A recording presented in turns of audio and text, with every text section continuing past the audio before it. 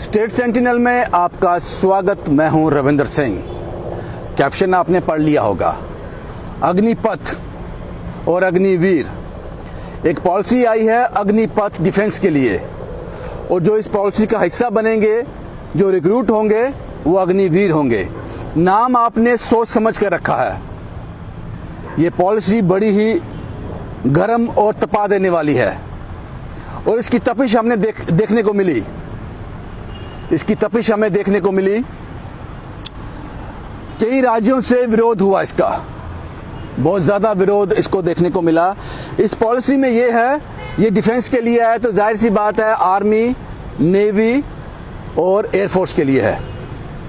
इसमें यह है कि आज के बाद जो भी भर्ती होगी, जो भी रिक्रूटमेंट होगी, वो सिर्फ 4 साल के लिए होगी। इन 4 सालों में पहले साल सैलरी थोड़ी कम होगी, दूसरे साल बढ़ जाएगी, तीसरे साल और थोड़ी बढ़ जाएगी, और फाइनल ईयर में और ज़्यादा बढ़ जाएगी। और उसके बाद जब एक आर्मी वाले को, एक नेवी वाले को, एक एयरफोर्स के आदमी को घर भेजा जाएगा, उसकी छुट्टी कर दी जाएगी, उसको लगभग 12 लाख रुपए, अगर एग्जैक्ट फिगर की बात करूं 11,75,000 रुपये उसके हाथ में दिए जाएंगे और उनको अलविदा कह दिया जाएगा। और इसमें यह भी है कि 25% जो लोग रहेंगे, जो बेस्ट परफॉर्मर होंगे, शायद बेस्ट परफॉर्मर, उनको मौका मिलेगा आगे नेशन को सर्व करने के लिए।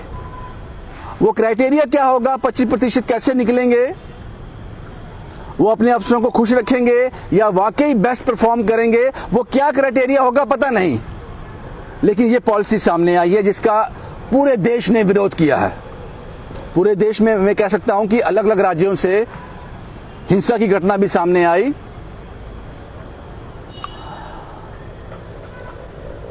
अब जिन लोगों ने ये पॉलिसी बनाई है, सोच समझ के बनाई होगी। इसके फायदे क्या हैं? अगर मैं सरकार पक्ष की बात करूं, अगर मैं लोगों की बात करूं, जो सरकार ने विजन आपको बताया है, वो ये है, इससे एम्प्लॉयमेंट बढ़ेगी।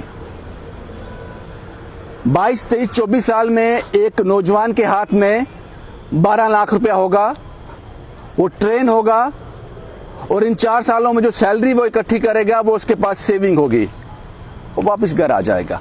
और ज़्यादातर लोगों को मौका मिलेगा देश को सर्व करने में, नेशन को सर्व करने में। उसके बाद 4 साल के बाद चाहे वो बेरोजगार हो जाए, लेकिन 4 साल में एक अच्छी तादाद को मौका मिल जाएगा। ये विजन है जो सरकार ने दिखाया है।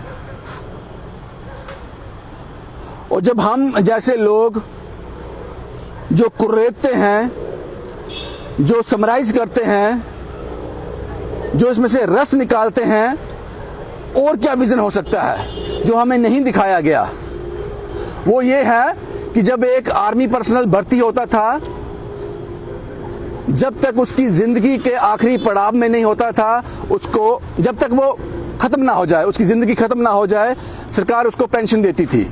उसके बाद उसकी वाइफ को। इस रिस्पॉन्सिबिलिटी से सरकार ने अपना हाथ खींच लिया, वो नहीं करना पड़ेगा अब। जब एक आदमी भर्ती होता था, शुरू से लेकर पूरे उसकी जॉब के, उसकी सर्विस के अंत तक, हर साल 2 साल 3 साल जो भी वो क्राइटेरिया रहता है, वो उसको इंक्रीमेंट मिलता था, सैलरी बढ़ती जाती थी, बढ़ती जाती थी, बढ़ती जाती थी। वो नहीं करना पड़ेगा, वो बर्डन कम हो गया, कुछ खर्चा बच गया। ये नहीं दिखाया गया, ये नहीं बताया गया, लेकिन हर जिसके पास सोचने की शक्ति है, वो समझता है इन चीज़ों को। ये फैसला सही है या गलत है, ये सरकार जाने, देश की जनता जाने, जो इस पर रिएक्ट कर रही है। ये पॉलिसी आपने बना दी। ये पॉलिसी उन लोगों के लिए है जिसके भरोसे में यहाँ खड़ा रिपोर्ट कर रहा हूँ, अपने आप को सुरक्षित महसूस कर रहा हूँ। ये उन लोगों के लिए पॉलिसी है। ये उन लोगों के लिए पॉलिसी है जो इस वक्त सियाचिन में खड़ा है, माइनस में। वो जानता है कि मेरा परिवार सिक्योर है।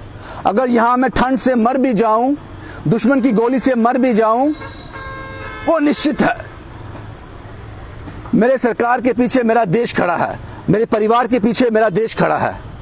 वो निश्चिंत है, देश की सेवा कर रहा है। इस पॉलिसी के बाद उसका नजरिया बदलेगा, वो क्या सोचेगा पता नहीं। ये पॉलिसी बन गई, ये पॉलिसी बन गई और विरोध भी हुआ। अगर आप ये कुछ पैसे बचाना चाहते हो जो देश हित में, देश के काम आएंगे बाद में, तो जनाब एक पॉलिसी और बना दीजिए, एक पॉलिसी और बना दीजिए। पॉलिटिशियन के लिए, सियासतदान के लिए, उनके लिए पॉलिसी क्यों नहीं? उनको पेंशन क्यों? एक मोटी सैलरी वो लेते हैं, शायद एक एमएलए 1 लाख से ज्यादा, और जब उसका कार्यकाल खत्म हो जाएगा, यानी कि वो हार गया, अगली बार वो एमएलए नहीं बना, एक बार भी बन गया, तो उम्र तक, जब तक वो जिंदा है, वो पेंशन लेता रहेगा। वो पेंशन 70, 80, 90 हजार के बीच होती है कि एमएलए की, वो लेता रहेगा।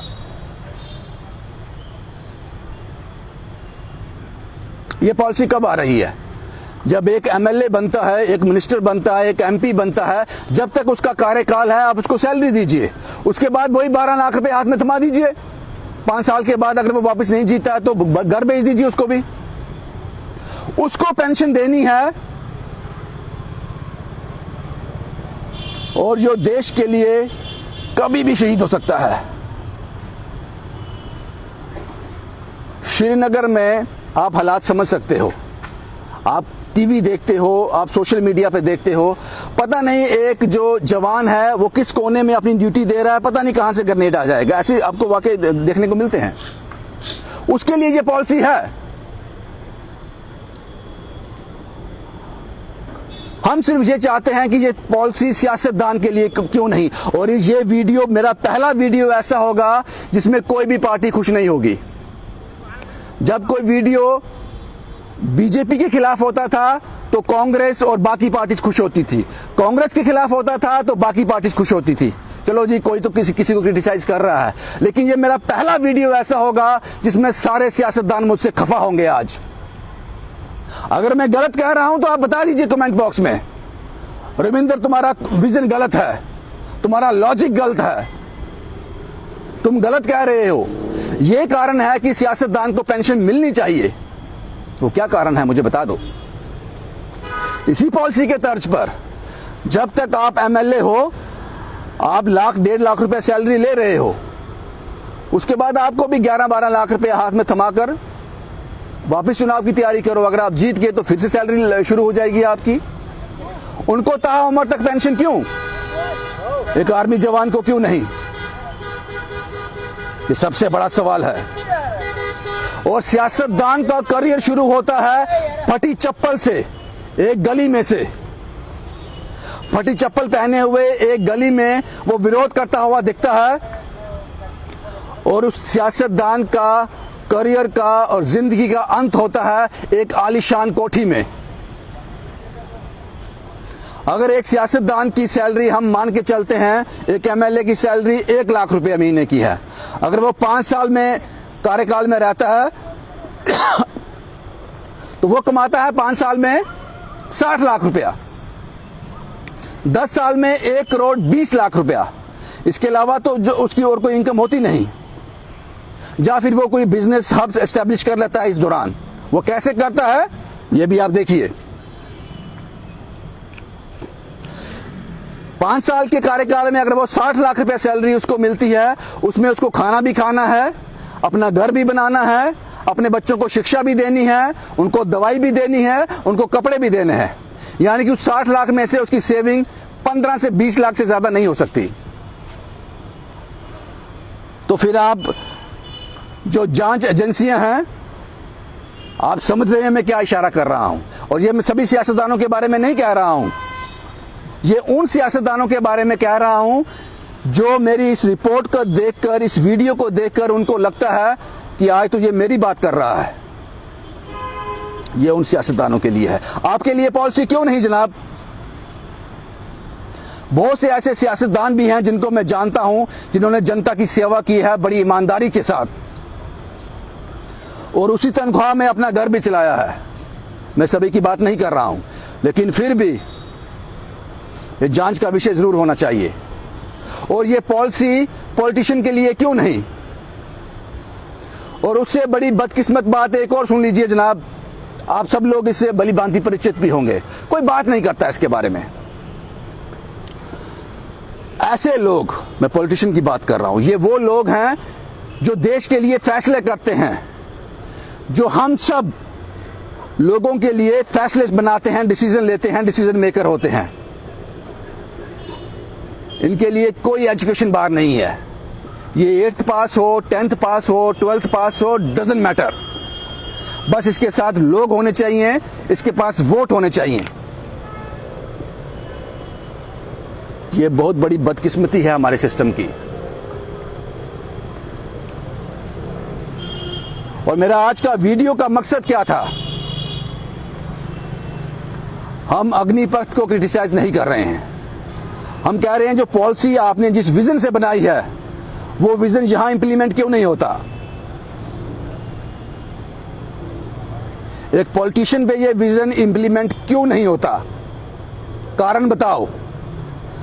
और अगर आप इस पर काम कर रहे हो तो ये नई पॉलिसी कब लाने जा रहे हो जो इन लोगों पर इंप्लीमेंट होगी?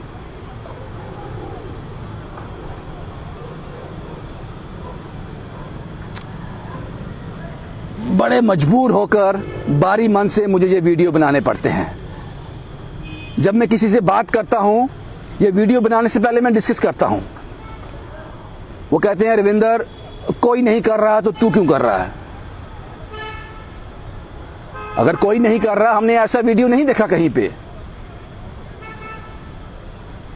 लेकिन दिल में एक भारीपन रहता है, एक भारीपन रहता है कि जो मुझे दिखता है, जो मुझे समझ आता है, जितनी समझ मेरी है